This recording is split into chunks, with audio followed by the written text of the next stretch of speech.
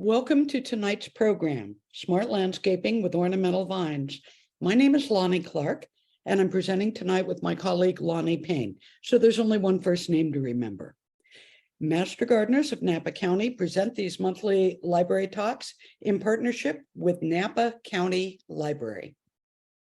Our partner, Stefna at Napa County Library, recommends a couple of books to help you grow ornamental vines.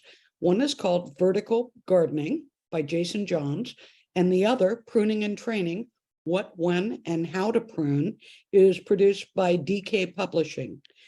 The library has an excellent selection of books on gardening and horticulture, and it's a great place for gardeners to go for inspiration as well as growing solutions. So check it out.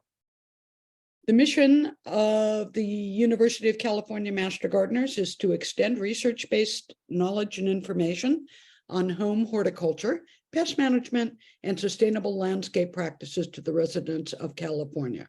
In short, we're hoping that our research will help you become successful gardeners. Our parent organization would like to send you a follow-up survey in a few weeks to find out if the information we provide tonight has been valuable to you and to see if you were able to apply it in your garden. These surveys help us determine program outcomes, and we'd appreciate it if you would participate.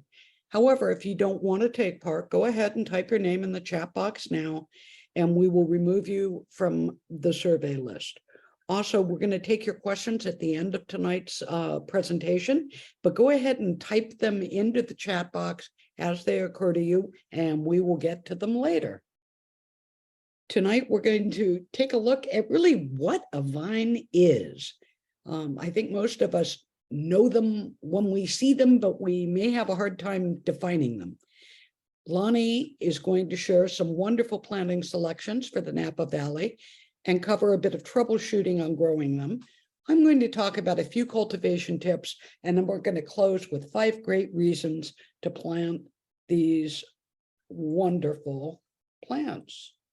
So this is the Great Wisteria in Ashikaga Park in Tochigi, Japan. It's almost 150 years old, and it covers about half an acre. Now, when you look at this, what do you see? Do you see a tree or a vine? Clearly, to me, it is both. I said this one covers half an acre. That isn't a record. The Guinness record for the largest flowering plant in the world goes to a wisteria in Sierra Madre in Los Angeles County, which is more than twice this one's size. So, wisterias have woody stems, and after 150 years, they can develop immense trunks like this one did. But you can see from the scaffolding in this picture that support is still very important. And wisteria, like many other vines, really just never seems to stop growing. Vines are largely defined by how they grow. Vine is as much a verb as it is a noun when it comes to plant life. Many, but not all vines, produce fruit. The Sunset Western Garden book says that a vine is just a flexible shrub that doesn't stop extending its growth. Vine stems require support to grow upright, and their stems can either be climbing or trailing along the ground. Some vines, like grapes, have woody stems, but others have soft vegetative stems. All vines are vigorous growers. As I said, this is a vast group of plants. One useful way to categorize them is by how they attach themselves to things. They tend to either cling, twine, or use little tendrils to fasten themselves to supports. There are also some, like bougainvillea and climbing roses, that have no means of physical attachment other than thorns. Clingers, and you can see a clinger in this picture of ivy over on the left. Clingers send out aerial roots, which are called holdfasts, to cling and climb.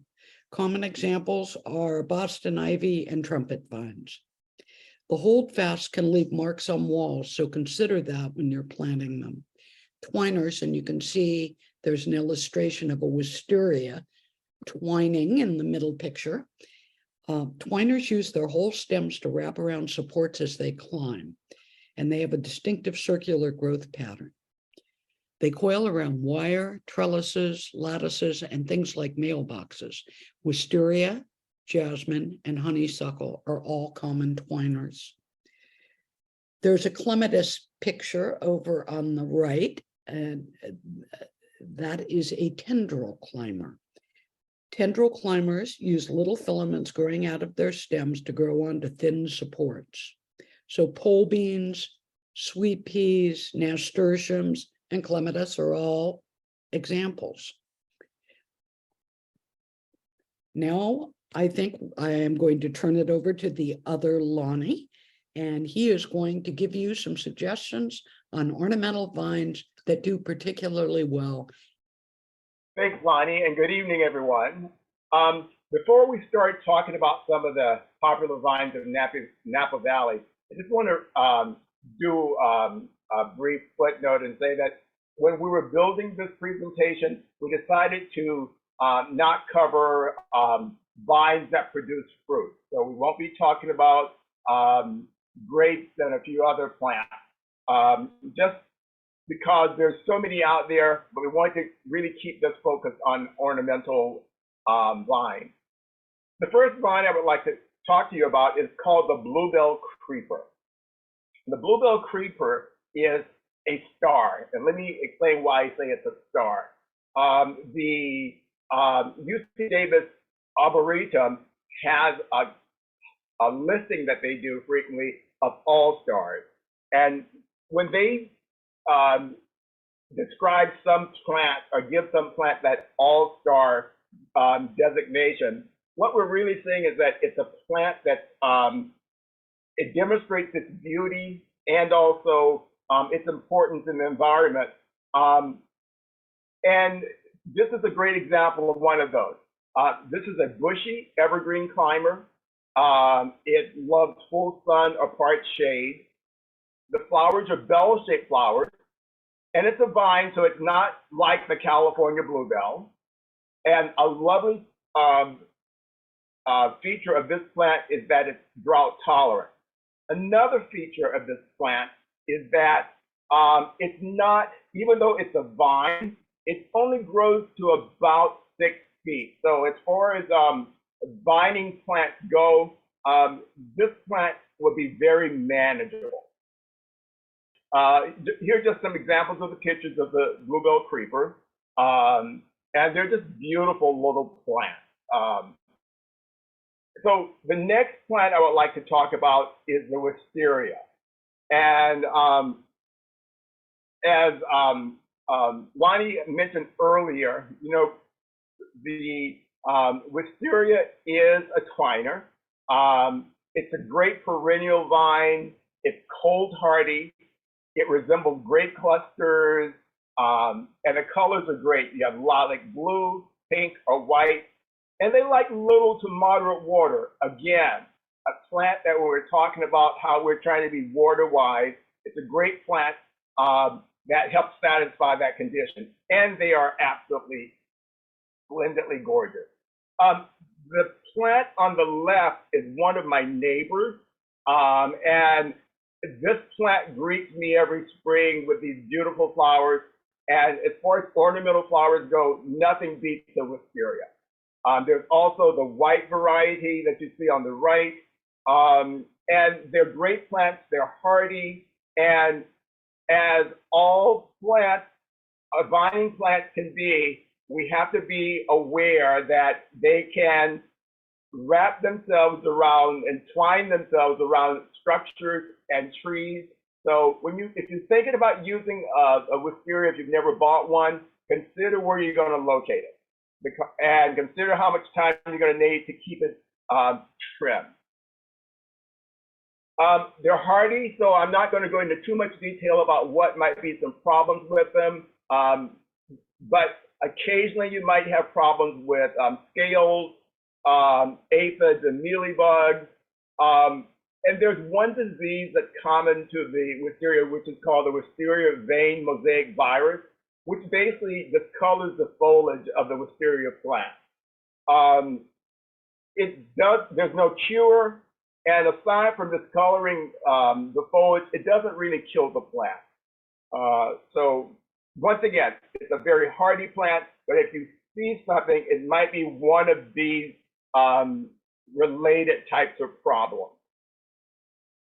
Next, I would like to talk about the clematis.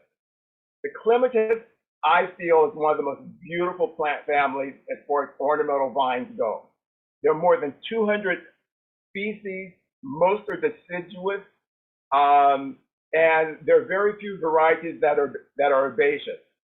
As I mentioned, they're deciduous, and they can be also evergreen. The blooms come in a variety of shapes and colors. They like full sun, a partial shade, and regular water.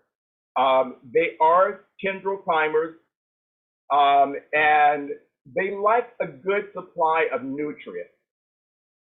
There's so many beautiful types of clematis. Here's one that's climbing up over a fence.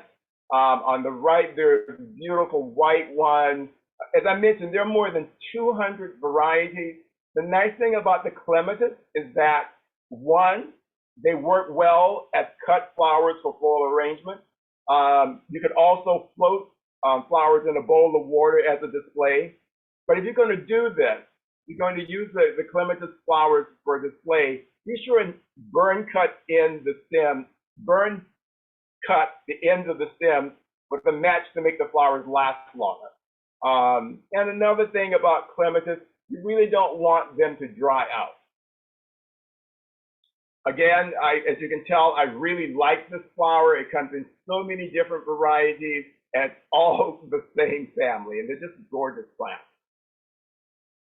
Another thing about clematis is that, again, they are very hardy, but aphid, scales, and white flies can be an issue with them. They also sometimes can be attracted to or by foliage-feeding caterpillars. Thrice, leaf spot diseases, I mentioned this only to let you know there are some things that you might see with the clematis, but once again, they are very hardy here in Napa County. Now I would like to talk about the star jasmine. The star jasmine is a twiner. It's a perennial vine. It's cold hardy, and it's evergreen. I think on the background that I'm using for my image is the star jasmine that I have covering my spa. So they really can make wonders for covering up and more for helping you with maybe some problems you might want to get around with as far as privacy. And Lonnie's going to talk more about that later. The star jasmine, it comes in white or yellow blossoms. They're very fragrant, and bees love them. Bees love them an awful lot. The other thing about the star jasmine is that what you want to do is prune it back heavily before spring to encourage flowers. But you're very well rewarded every year with this plant. I must be honest and say that it's not a true jasmine. It's in the family Apocynaceae, which is the dogbane family. They get to be 10 to 20 feet long. Actually, they get to be longer if you don't prune them. And you're going to hear that as a common comment that I'm making as we talk about some of these vines. Pruning them and keeping them in check is going to be very important. So, the jasmine I talked about earlier blooms in the spring and the summer. So, what can you do for winter? There's a winter jasmine. The winter jasmine is a true jasmine. It's in the family Oleaceae. It's deciduous, does not have a scent, and they can grow up to about 15 feet if trained on a trellis or a wall. And they do like a moderate to regular amounts of water. With this plant, the flowers appear in the winter before the leaves. So if you were thinking about being creative with your landscape, you could have two types of jasmine giving you beauty year-round by using and incorporating these two types of jasmine. Again, I'm going to always preface it by saying that this family, these plants are very hardy in our county, but you will occasionally see spider mites and scales. And frost is probably the biggest concern you might want to have. So if you're planting one, for those of us who have a little bit of extra land, we know that our properties have microclimates, and so you don't want to plant your star jasmine or any of the jasmines in a part of your property where frost is known to occur. On the star jasmine, you pretty much lose a lot of your leaves.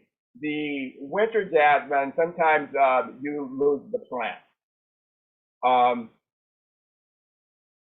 Again, with the winter jasmine especially, they really are for zones that are frost-free. You will occasionally see, might have a scale or mealybug issue. And you know, as we all know, those are very easy to treat. So it's not where it kills your plant. Next, I'm going to talk about the potato vine. The potato vine is an evergreen, or it's a semi-evergreen. It's a perennial, loves full sun, and it can also tolerate partial shade. Likes moderate water, beautiful 5-petal blue or white flowers. They can twine upwards of about to 30 feet. So this is the type of plant you're going to want to cut back severely at times to prevent tangling. And also, as we all know, by cutting, it helps promote vigorous growth. And now I'm just showing you a couple of pictures of some potato vines that I think they're very beautiful plants. Okay, Boston ivy. Let's talk about ivy just for a moment. I have two plants that I'm going to be talking about that I think are going to be great substitutions for ivy for your garden, where you don't have to plant English ivy or where you don't have to deal with Algerian ivy. And I mention this because in Napa County, we have problems with English ivy and also Algerian ivy. I mean, you know, we see a lot of it growing. The English ivy in particular can be very bad for our oak trees. They can cover the root crown and create all sorts of problems. So I'm just telling you, we have other ivies that would suit your purpose, give you a lot of color, and are a little bit more manageable. The Boston ivy is a semi-evergreen in mild winter areas. It's a very vigorous grower. It has glossy leaves that are variable in shape. 3 lobes they're divided into 3 leaflets. This plant grows very fast and it clings very tightly. The beauty of it is that the leaves turn color in the fall, and it just gives you, if you go through the valley, you will see on some of the wineries, sometimes they use Boston ivy on the buildings, and it's a very nice way to decorate using plants. Here's one that might be encroaching upon this house. I mean, there's a lot of growth there. You know, maybe the owner likes that. If you don't, you can always trim it back. Another plant that is very good, that's a better substitution, in my opinion, to the English ivy or the Algerian ivy would be the Virginia creeper. The Virginia creeper, the leaves divided into 5 6-inch leaflets. The foliage is bronze tinted when new, and it matures to a semi-glossy dark green. It turns crimson and burgundy in the fall, and it's a great climbing or trailing woody vine. It runs over the ground, fences, trellises, arbors, you name it. And it really is a good choice over English ivy, and it's very hardy. Let's see, we talked about that, so I'll go on. Here's an example of a Virginia creeper with a morning glory saying hi. And the left, I love this picture because it kind of shows that our vines can create their own aesthetic with each other. You know, who would have thought to see that morning glory coming up off of the Virginia creeper. Anyway, another great way that you can use these ornamental flowers and vines to put a pop of color in your garden. All right, let's talk about trumpet vines. I'm going to really talk about two trumpet vines this afternoon. The first one I'm going to talk about is the Dictycus reversi, and I might be saying that last one wrong, but you know the intent as well. It's a royal trumpet vine. It is a fast-growing evergreen vine with very lush, glossy green leaves. The flowers bloom spring through fall, and birds and butterflies love them. It's a very vigorous climber with tendrils that will cling to a fence, arbor, or wall. Now, another type of trumpet vine that we see here in Napa County is this plant known as the hummingbird trumpet vine or the American trumpet vine. I've even heard some people call this in old gardens a Chinese trumpet vine. It's you see quite a lot of this plant around us. It's a semi-evergreen. It's one of those plants where if a deep freeze kills it, it kills it to the ground. And the new stems will grow back quite quickly. Each leaflet has up to 11, each leaf, has up to 11 leaflets, and it grows very fast, up to 40 feet. And it can be invasive. And the key word here is it can be invasive. Here are just some of the beautiful flowers, and they're very sturdy flowers, and they put a lot of beauty in your yard.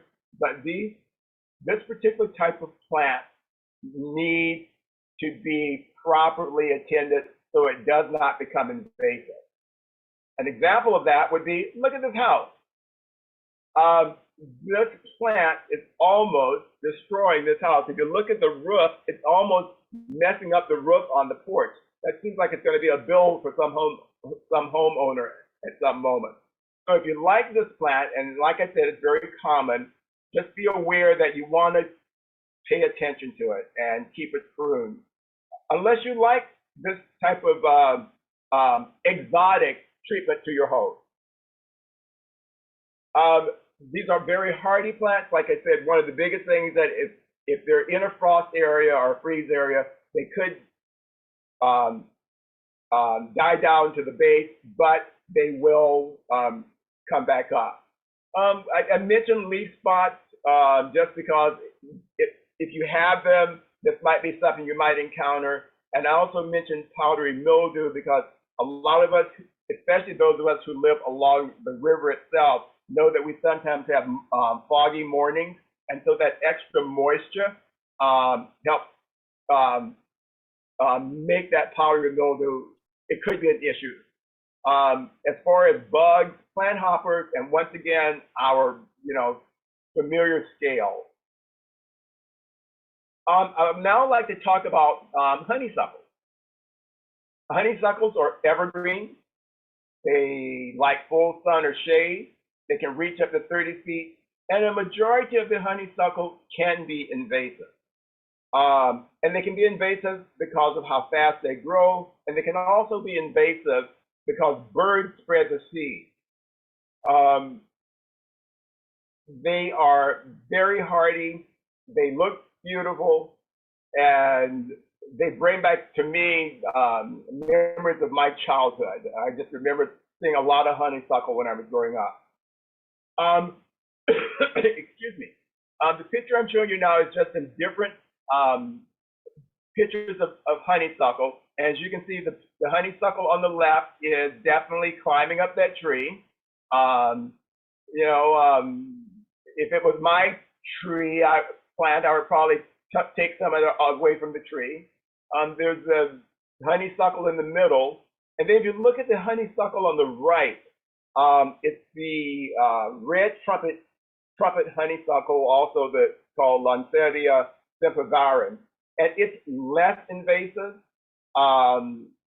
It grows in a medium, moist, well-drained soil. Like some shade, But this is, if you are nervous about the other honeysuckle being invasive, this red trumpet honeysuckle might be an alternative. Only because we know it does not grow as, it's not as invasive as the other honeysuckles. With the honeysuckle, basically scales, aphids, and you might occasionally run into the foliage feeding caterpillars. Once again, these are very the plant itself is very common and very hardy here in our lovely county. Next, who doesn't know about morning glories? Morning glories are beautiful. They're the types of plants that I think a lot of us have from our childhood memories. It's important to know, though, that the morning glory can be poisonous. It's in the sweet potato family, and we say it can be perennials or annuals. I would say you would think more of annuals because the seeds are self-sowing and they seem to always come back. They like full sun, moderate water, and moist soil. I love this picture because there's just something about those morning glories climbing up on, I can't figure out whether that's an old trailer or an old shed, but it's beautiful just in how rustic it looks. Now, let's talk about bougainvillea. Excuse me. So bougainvillea, this is a beautiful plant that we're seeing here. The bougainvillea is fast, vigorous growth. It loves walls, fences, or arbors, or in this case, it loves this building. There are many varieties. Most varieties have thorns. It likes moderate water. It is an evergreen and it likes full sun. The colors on this bougainvillea they aren't real flowers that we're seeing the color. Those are paper petal-like bracts, which surround the little flower, which if you look at this picture, the flower itself is those little white cuties in the middle, and the bract is the beautiful color surrounding it. It does not do well in areas of frost. You will see these a lot in nurseries, and this is one of those times where you need to know your microclimate of your location, because they don't like frost, and if you're in an area where you see frost yearly or whatever at certain portions of your garden, this plant might be more of a plant you would want to put in a pot for a few years before you move it outside. In other words, you would put it in the pot and then winter it inside and then take it out for a few years. And I've had some other master gardeners tell me if you do that, they will acclimatize and then you can leave them outside. They come in a variety of colors: white, yellow, the orange, pink, red, purple. And for me, once again, I have to stress the microclimate issue, because there are some people in our county who have just gorgeous, gorgeous bougainvillea, and others, every year they die back. So you have to keep that in consideration if this is a plant you want to add to your garden. Oh yeah, so I talked about these perennials, the paper bract, full sun. Troubleshooting bougainvillea.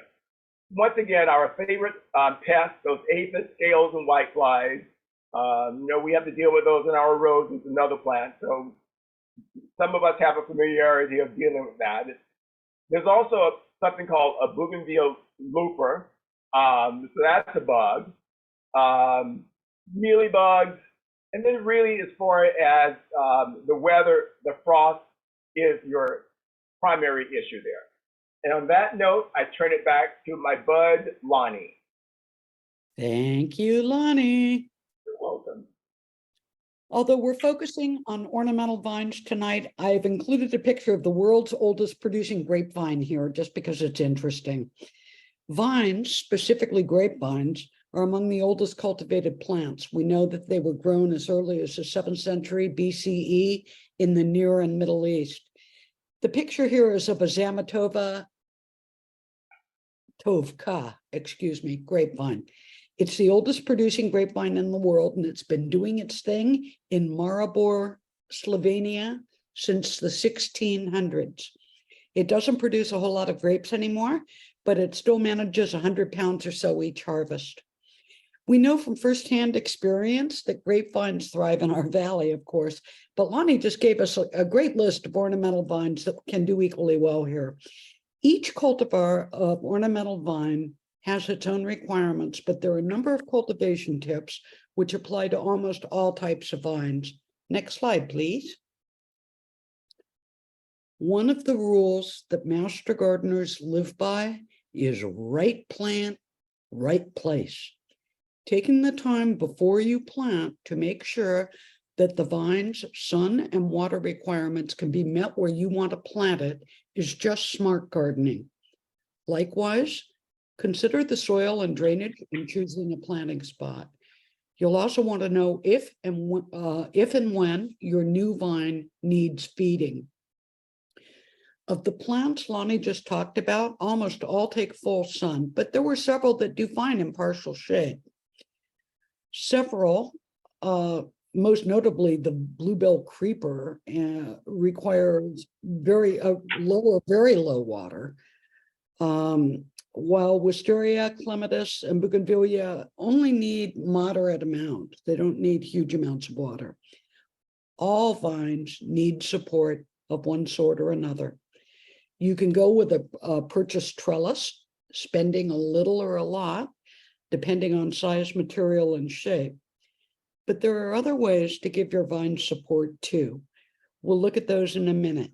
But before we do that, I want to talk about feeding your ornamental vines. Next slide, please.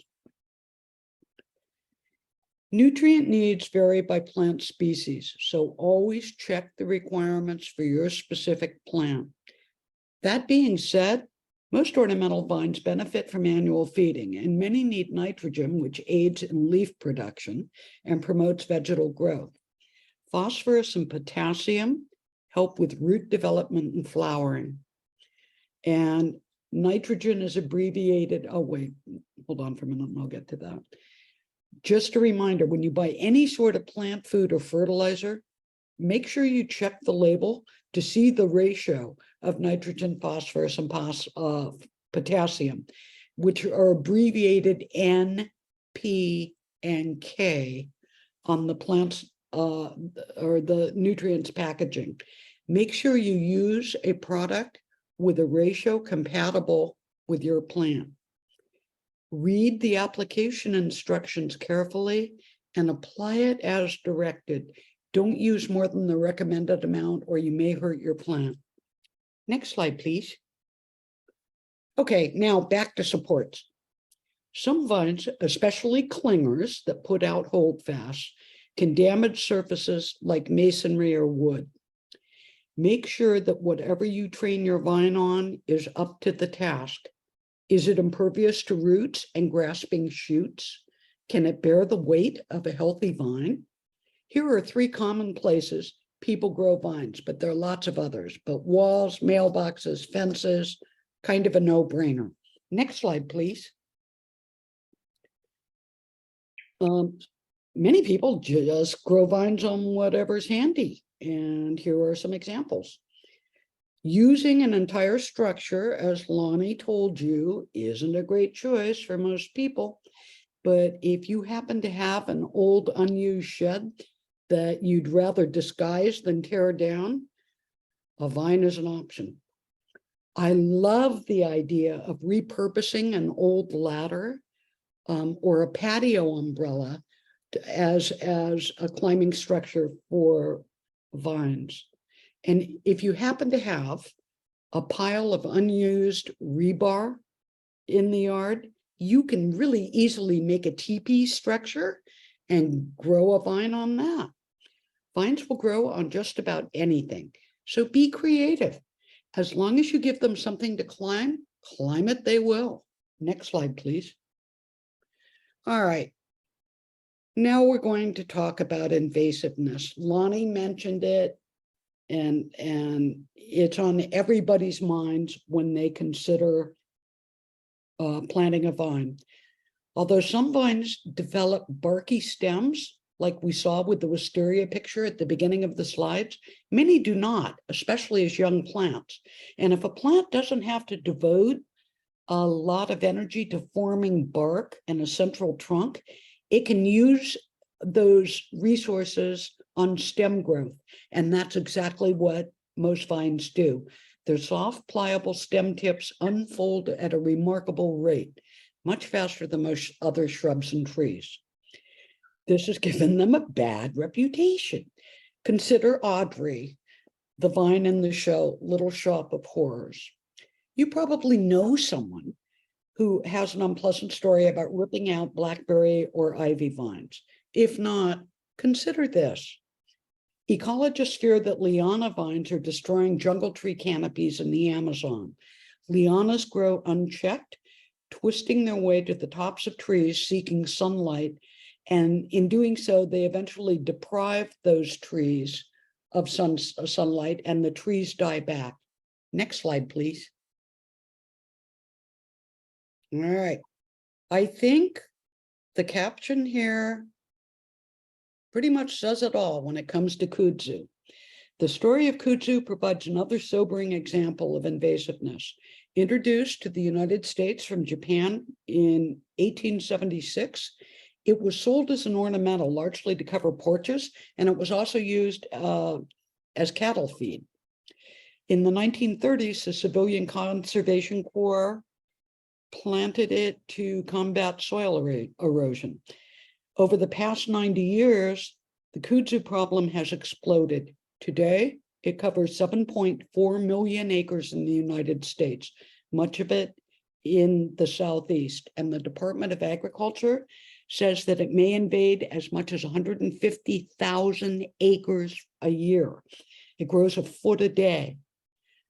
The good news is that it's not found in California, but it serves to highlight how very important it is to know what you're planting and how to control it. English ivy, as Lonnie told you, is an invasive vine that does affect California ecosystems. So don't plant it. Nobody wants something like that in the backyard. But fear not, because Lonnie suggested some vines that have much better garden manners.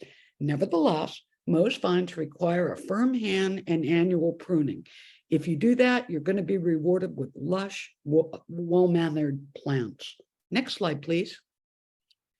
Even though we mentioned various pests and talked about invasive tendencies, you need to remember that anything you plant requires attention and care.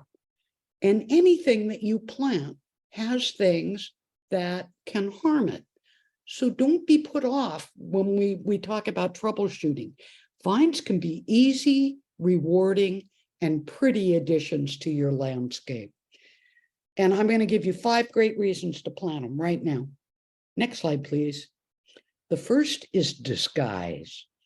This picture is of an old warehouse on Mare Island, and it has metal support cables running along the front of it from the second floor down to the ground, and they're ugly.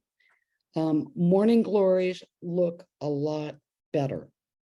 I think you'll agree. Next slide, please.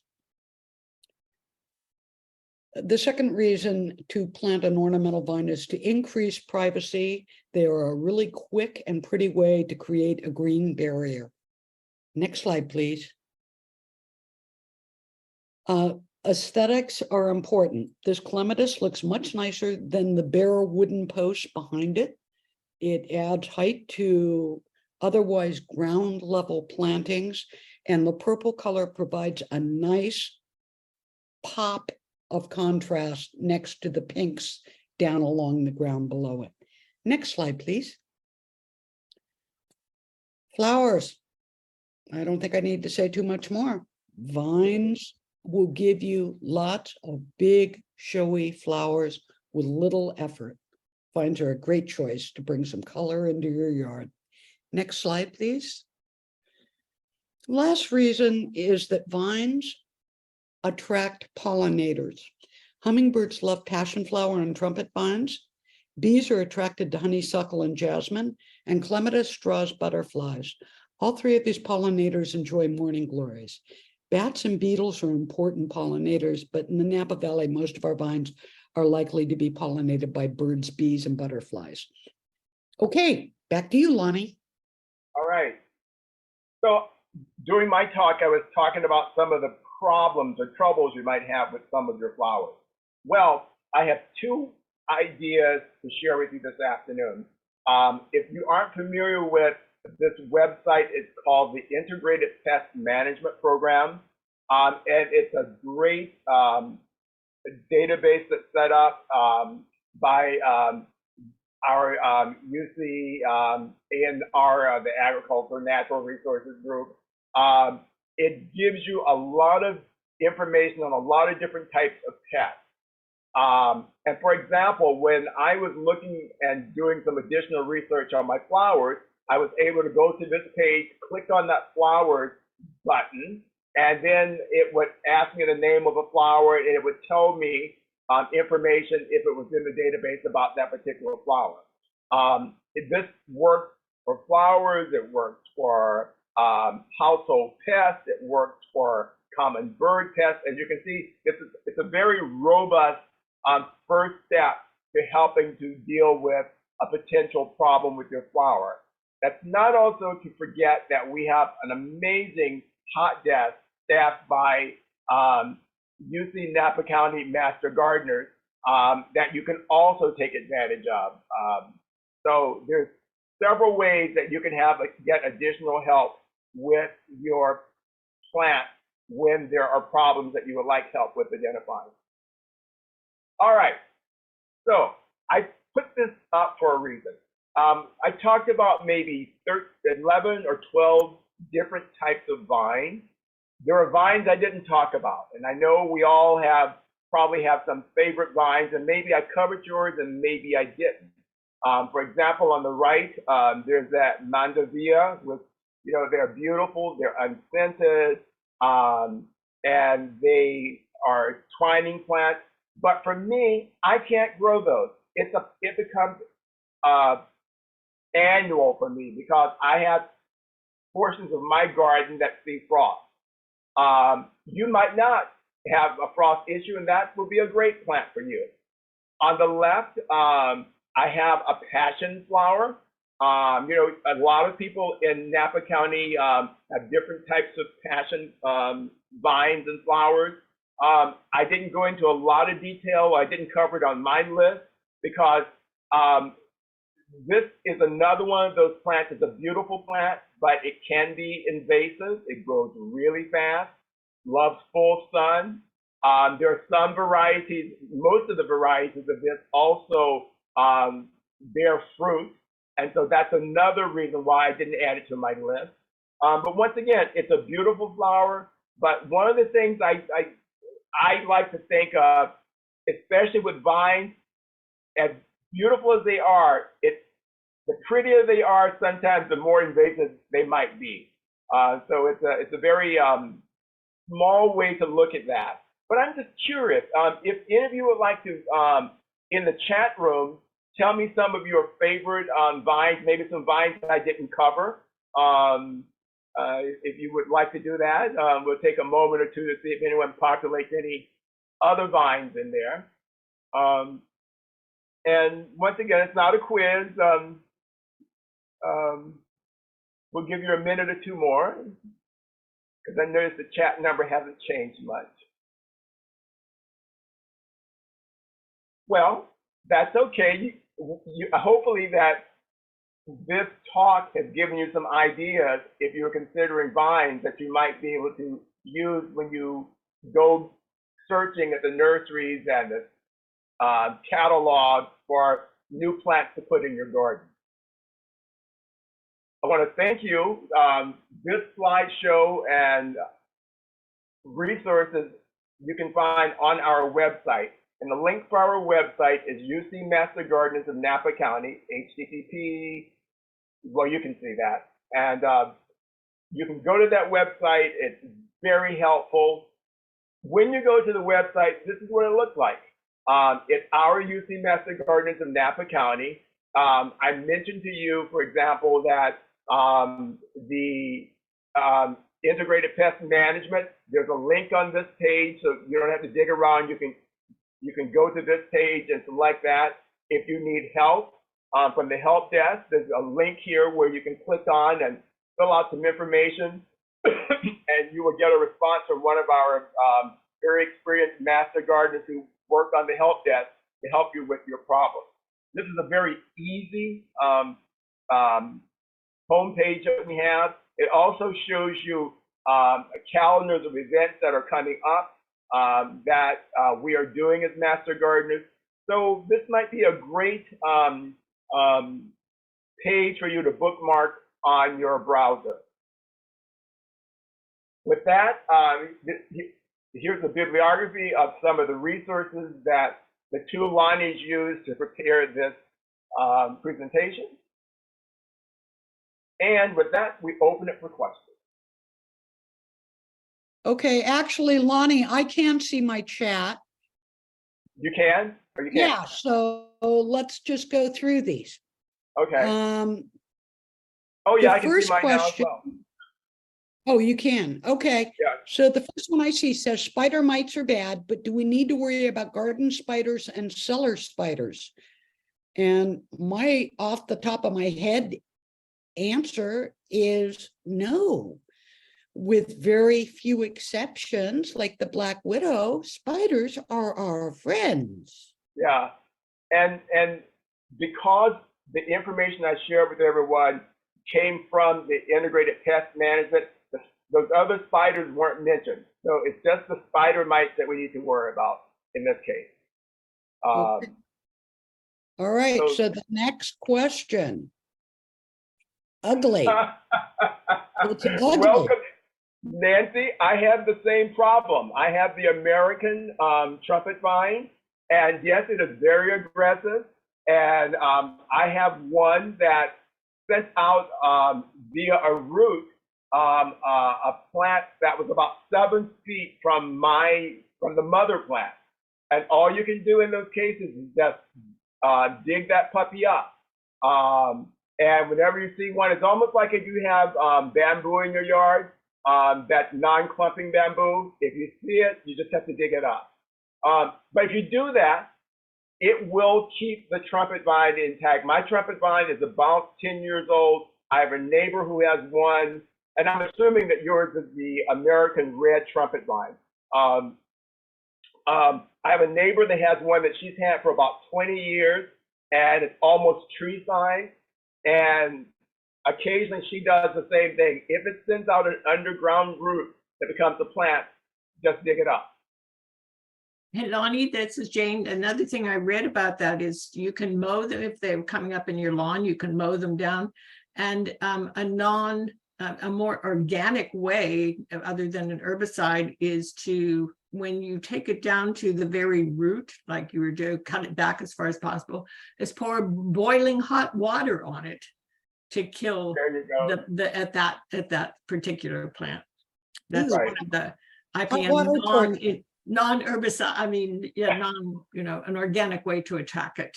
Yes, yes. Oh, that's a great idea.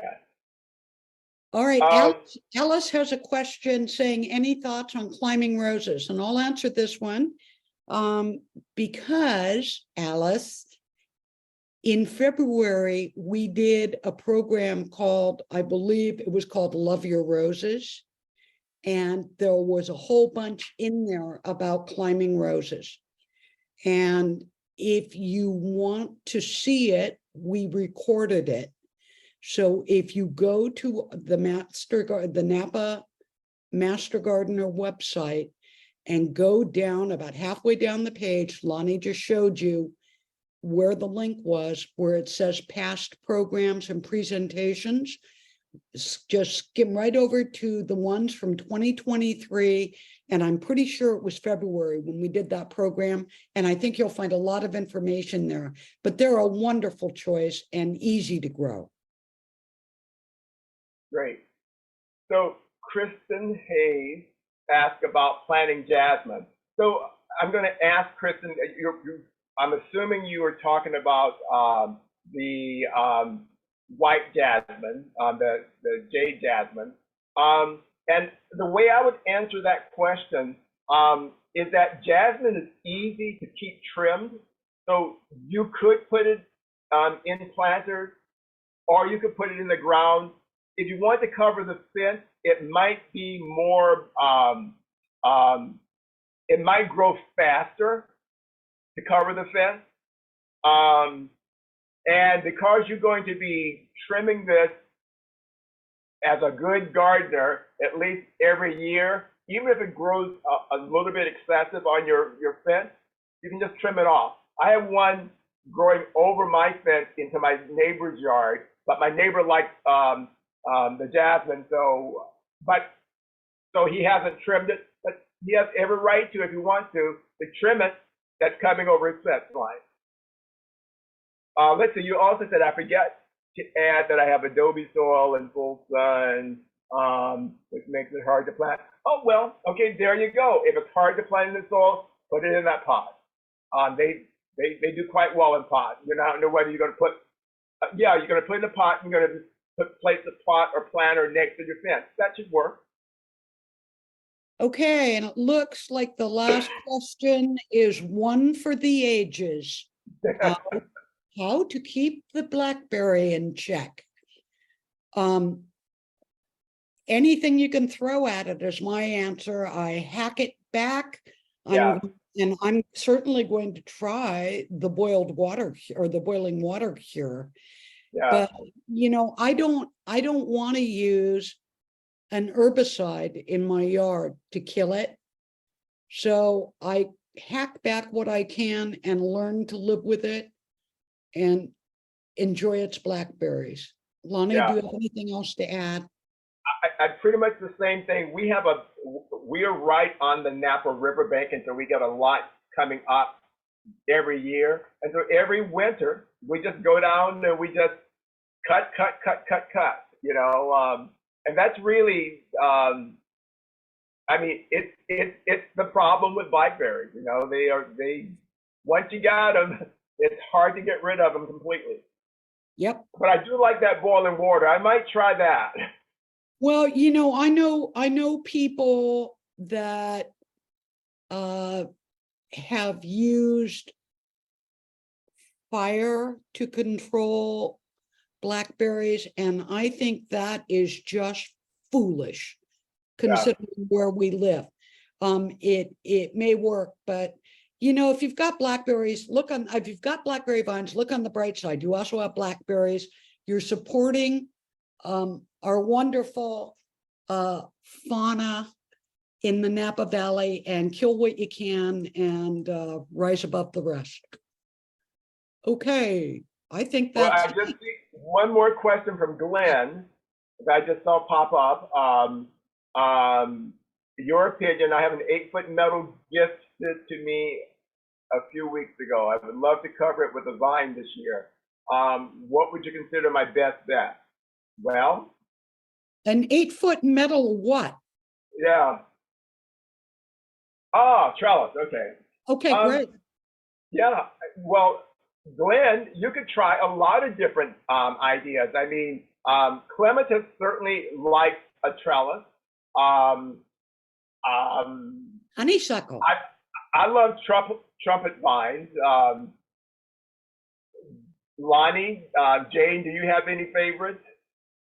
The only thing I'd ask Glenn is, do you want something that grows year round? Are you looking for greenery on that year round, or are you just looking for spring and summer, early fall blooms? Because clematis, of course, is a beautiful option, but unless you use the evergreen clematis, which has a different type of flower, you're not going to get year-round cover on your arbor, on your trellis. And then the other thing I would throw in would be, if you want bees or pollinators to be attracted, or butterflies, it really will depend. Flowers that attract bees and hummingbirds, well, if you're going to do hummingbirds, that American trumpet vine is certainly one of the best out there to attract hummingbirds. And that's certainly one of the reasons why I like my American trumpet vine, because of that. We're never without hummingbirds because of that plant.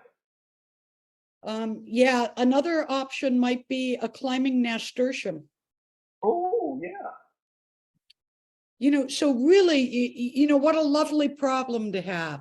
Yeah. You have this trellis, you've got lots of room, and buy a vine and see what happens. And if it dies back to the ground, it'll probably come back, and just play around with it and have some fun. Exactly. Well, we want to thank you all for sticking in there with us. We really appreciate this. Do most sense trails alone? Oh, that's a good question, Kristen. As I showed that picture earlier of the morning glory intertwined in the Virginia creeper, I think we all, Maureen Dent, who I see is on this, has a plant, has a passion vine that's encroaching on her bougainvillea. So there are lots of intertwining. You can certainly mix different types of vines together. They seem to get along with each other. Oh, 40 feet, yeah, that's, so I think the clematis might not work, because you're going to have woodstock for the most part in the wintertime. But the white jasmine is an evergreen. The trumpet vine is pretty much an evergreen. So those are just two thoughts, but there's a lot of possibilities. Well, as long as one of them was an evergreen, you'd still be okay in the winter. Correct, yeah. One of them would die back, and then in spring and summer, you'd have a glorious mix of both of them. Yeah, exactly. One of the things we did was to use a climbing rose, and then we used a clematis with a white clematis. So it's a pink single flower rose, and then white clematis that climbs up through it. It actually comes out very pretty, but it's not year-round color. All right. That's a great comment. Thank you. Yeah, we want to take some of the fear out of the invasiveness of vines. So I'm happy to see that, because all it takes is just to go out there with the shears and snip, snip, snip. Yeah, the other thing you can do if you're scared is put one in a pot and climb it up something and see how you do with that for a couple of years. And then perhaps you'll become emboldened to put one in the ground. Right. It's not like, in spite of the fact that I showed a picture of Audrey from Little Shop of Horrors, they don't take over overnight. You're going to know if your vine is growing to beat the band. And if it is, start cutting it back and teach it who's boss. Yeah, privacy vines are very good. They're very good. With that note, should we I think we're ready to wrap it up. That's good night, everyone. Thanks, everybody. Thank you for coming. Thank you.